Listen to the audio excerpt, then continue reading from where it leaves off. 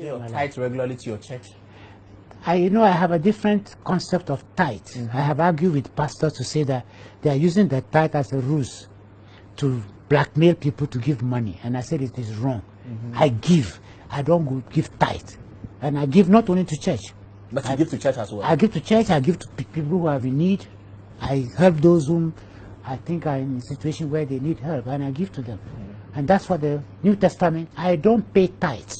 I don't sit down with Mahatma because that's Old Testament concept, and I've told the pastor that they are wrong because they are using Malachi to entice people to collect money from them, and that money that goes does not help the poor and the needy. I've seen the churches do aid schemes and they have hospitals. You check how much it is that they are spending out of that.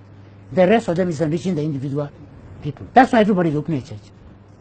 Every corner you turn a crowd, there's church. So we shouldn't pay tithe. And they are asking people to go and bring the things so that God will bless you. And I say, where did you get that from? God does not bless you because you give tithe. God blesses you because you're worshiping Him. He blesses you because you love your neighbor as yourself, and you provide for your neighbor when he has need. That is what God wants you to do. So we are turning the Bible upside down. He says the most important principle God has given is love. Jesus did not talk about tithe. So when you are telling somebody to give a tithe, when the person is wicked, he is turning against his neighbor who has need.